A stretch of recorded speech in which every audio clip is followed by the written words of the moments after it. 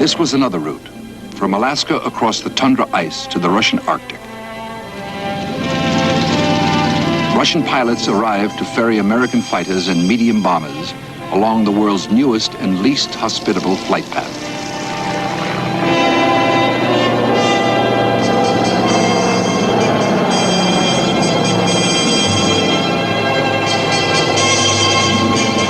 Then there was the third route, the most dangerous of all, the Murmansk Run.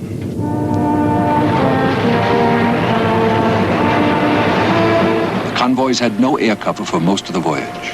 Below, the German Navy's wolf packs lay in wait. Above, the Luftwaffe roamed at will.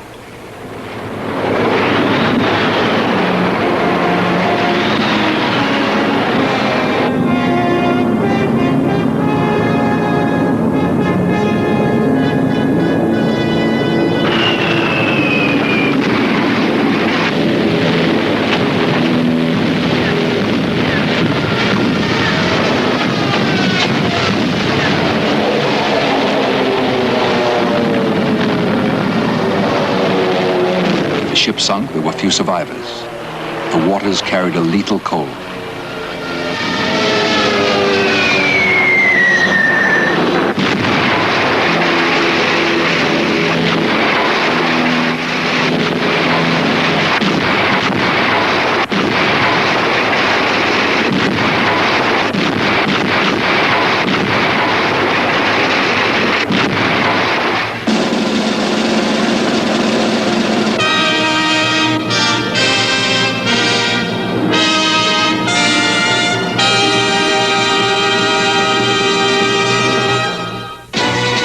The unknown war will continue in a moment. To Allies. Spring 1942. Word came to London to expect a Mr. Brown from Moscow. The visitor was Vyacheslav Molotov, People's Commissar for Foreign Affairs of the Soviet Union. On May 26th, Molotov and the British signed an Anglo-Soviet Treaty of Alliance.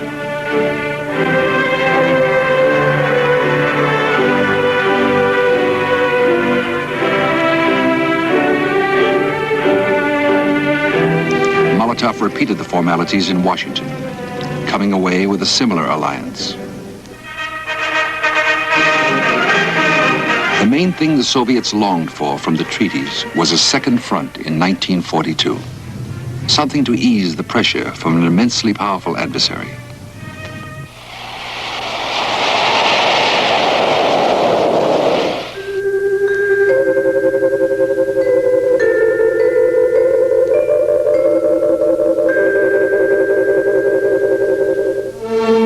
The Allies recognized the need for a second front. The question was where, when, and how.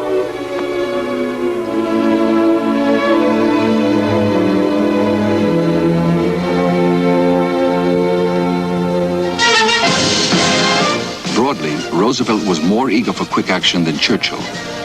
They both knew that a seaborne assault on Hitler's Europe would be extremely difficult. Churchill had special reservations. He was afraid of losses on the scale of those in the First World War, for which he had been partially responsible.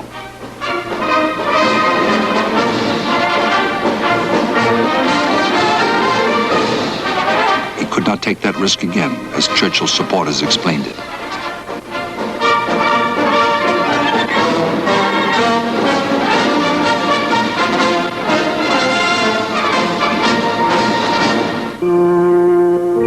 Churchill dreaded giving Stalin the news that Russia would have to fight on without a second front. The Soviets interpreted Churchill's attitude as a breach of faith. It took all of Averell Harriman's diplomatic gifts to ease the situation.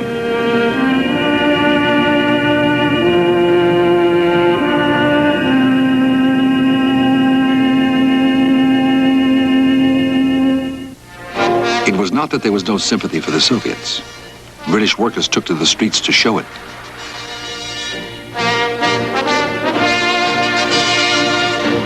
The Soviets sent an unusual ambassador to New York to make friends. A sniper, she had killed over 150 Germans. And this is Lieutenant Lyudmila Pavlyuchenko. Ludmila is 26 years old.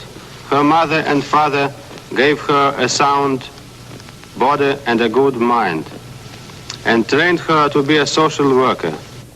Я хочу сказать вам, что мы победим. I want to say that we shall overcome because there is no force that can interfere with the triumphant march of free nations. We must unite. As a Russian soldier, I give you, great American soldiers, my hand. Свою руку. Fellow soldiers, forward to victory. Lord Beaverbrook, British Minister of Production. And this is the day to proclaim our faith.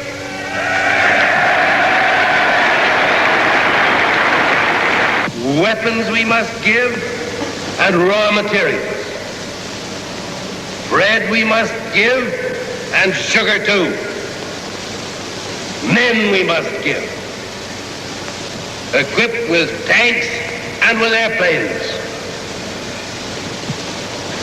That is the pledge of the Second Front. This check bought hospital equipment for the Soviet Union. The Dean of Canterbury constantly appealed for funds. Eleanor Roosevelt addressed many rallies.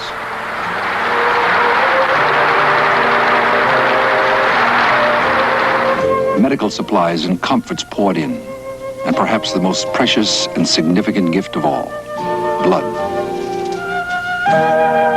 They sent notes to children they would never see, hoping they would enjoy their presence and wishing them well. The British and American supplies and weapons were welcome and significant gifts, but they were not what tipped the scale. As Averell Harriman said, we did the best we could, yet the Soviet factories supplied most of the war materials necessary for the fight on the Eastern Front.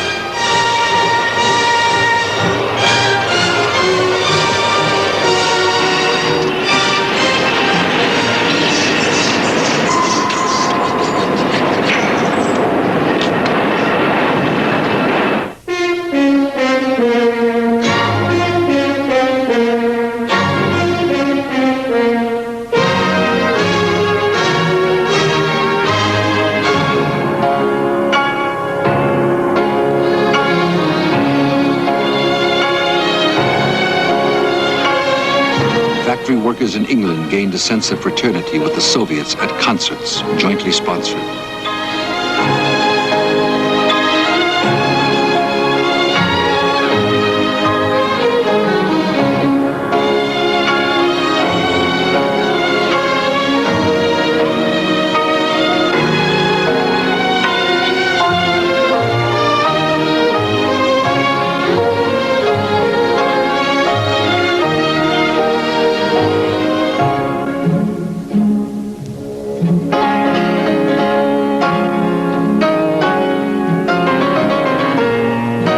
In 1943, Russian production far outstripped what the Germans could produce.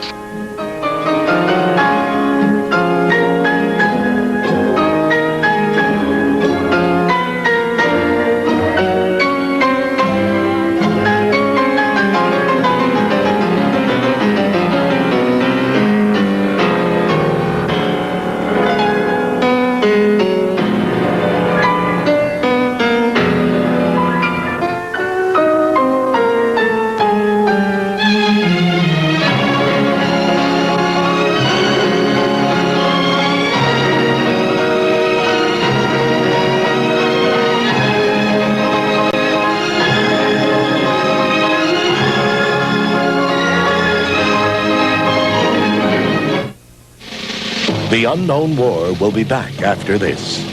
To Allies.